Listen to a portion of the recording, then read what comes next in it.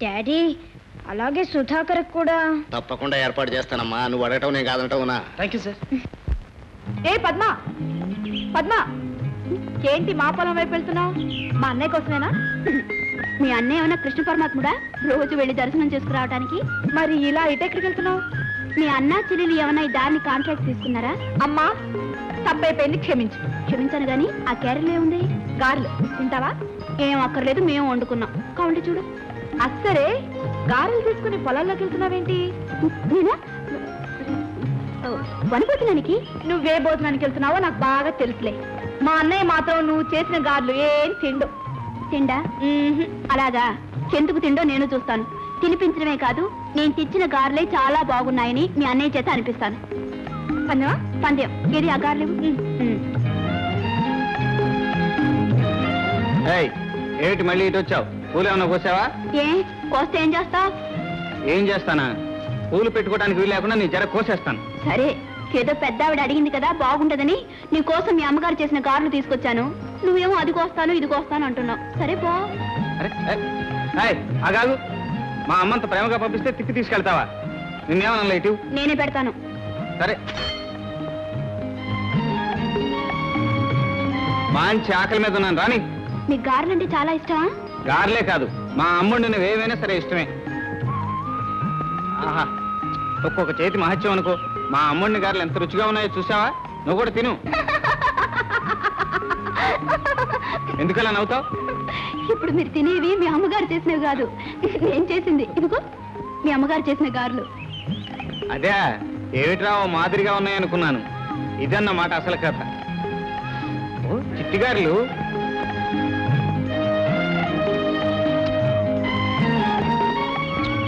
రుచిగా ఉన్నాయి. నూనె ఉన్నాయి. ఎందుకు?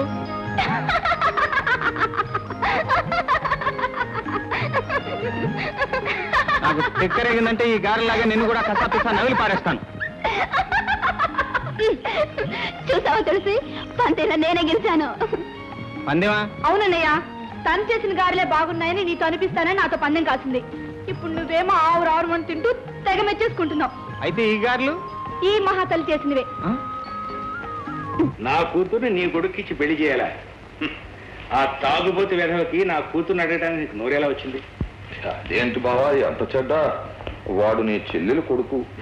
తల్లి లేకపోబట్టే కదా వాడు అల్లరి వేధవా చిల్లర వేధవా ఈ ఊళ్ళో తిరుగుతున్నాడు. వాడు కూడా మనసు పడుతున్నాడు.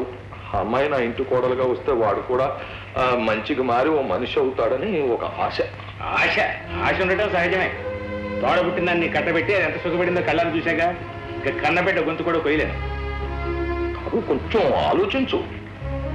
గాంధీ గారు మొహం చూసి చెబుతున్నాను, రోజుని ఒక్కలాగే ఉండిపోవు. ఈవేళ ఉత్త ఓటర్గా ఉన్నవాడు రేపు సర్పంచ్ అవుతాడు, సర్పంచ్ సమితి ప్రెసిడెంట్ అవుతాడు. అయ్యే రోజు తిరగబడితే ఆ సమితి ప్రెసిడెంట్ గారు కనీసం ఓటర్ కూడా కాదు, ఓటర్ లిస్ట్ లో పేరు ఉండదు. సర్లేవయ్యా, ఉపన్యాసం నువ్వు వెళ్ళి ఒకరికి వెళ్ళవయ్యా. నీకు వెళ్తాను, కానీ కొంచెం ఆలోచించు. చాలా ఆలోచించి చెప్పాను, పొమ్మంటున్నాగా. సరే వెళ్తాను, ఆలోచించు.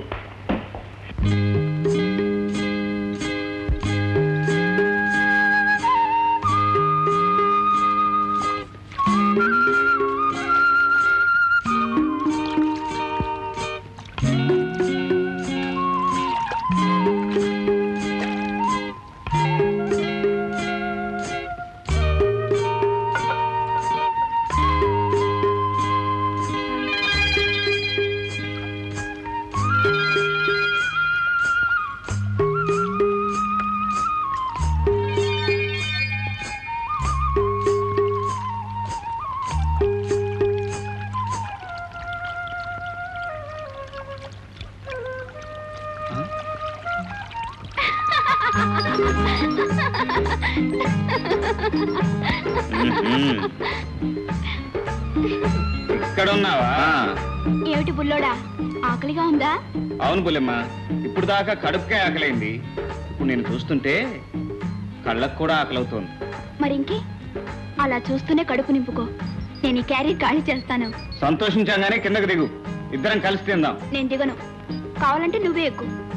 ఎలా దిగో చూస్తాను. దిగు.